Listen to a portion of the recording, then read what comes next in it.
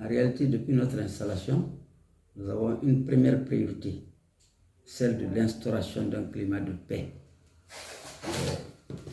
Nous sommes conscients que sans paix, sans un cadre vivable, aucun développement n'est possible. C'est pourquoi nous faisons de la paix, l'instauration de la paix, notre cheval de bataille. Notre premier conseil, qui s'est tenu le 28 du mois passé, était focalisé essentiellement sur la mobilisation sociale. Nous savons que Mankounda sort d'une situation très triste, une situation amère. Nous avons pris une commune qui n'avait pas de structure, qui n'avait pas de conseil communal. Et cette situation a perduré pendant plus d'une année. Toute chose qui a provoqué la démotivation. Donc, notre premier travail est de réunir les Mankountanka comme une famille pour qu'on se fixe le même objectif. Nous pensons que nous avons amorcé ce travail et nous sommes sûrs que nous le réussirons.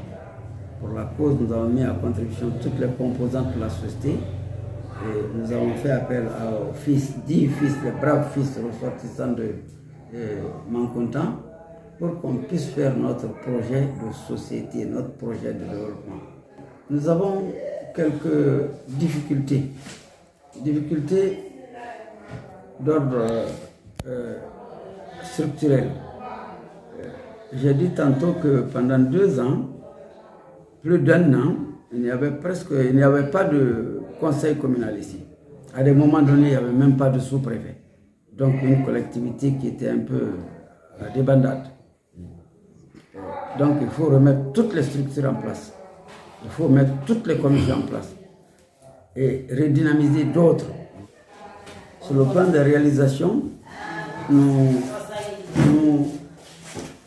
avons des difficultés.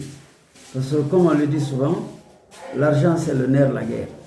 Nous avons pris une commune qui n'a aucun fonds, qui n'a aucun moyen. Sinon que les fonds alloués par l'ANAFIC et les fonds FODEL. Ces fonds étaient déjà délégués pour la réalisation de quelques activités et ces activités sont en cours de réalisation. Nous pouvons nous en réjouir de cela déjà. Mais sur le plan local, la mobilisation des ressources est notre première difficulté. Et pour cela, il faut instaurer un climat de confiance. C'est pourquoi je vais dire qu'à des moments donnés, il y a eu une rupture de confiance entre l'autorité locale et nos citoyens. Pour demander à un citoyen de payer, il faut qu'il soit sûr que ce qu'il paye est utilisé à bon escient. Nous sommes en train d'inculquer cette idéologie et cette philosophie dans la tête de nos citoyens et nous pensons que petit à petit nous allons le pouvoir. Le marché a redémarré, nous sommes en train de travailler avec les autres commissions, les mines et carrières, nous sommes en train de mobiliser, de sensibiliser les présidents districts pour que tout ce qui peut rentrer dans l'assiette fiscale de la commune soit mobilisé. Donc, la tâche n'est pas facile. Si vous le constatez, Mankounda, tout est à faire et tout est priorité. Tout est priorité. La preuve est que, regardez notre local. Il n'y a pas une commune dans la préfecture de Bofa qui a un bureau comme le mien. Voilà un triste héritage que nous avons reçu. Nous allons avec. Donc, quand vous donnez les priorités, ma première priorité est de redonner l'image de l'autorité, l'image de l'administration communale.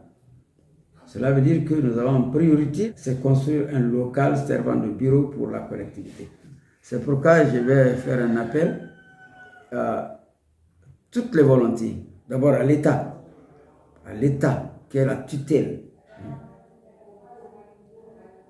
Nous lançons un cri d'alarme comme pour dire que Mankonta est dans une situation de délabrement. Nous demandons à l'État de nous venir à l'aide. Nous avons aussi fait appel à nos frères, les ressortissants qui ont tant fait pour cette collectivité. Comme pour leur dire qu'ils ont beaucoup fait, on doit les remercier, mais la route est longue, il faut qu'ils acceptent de continuer avec nous.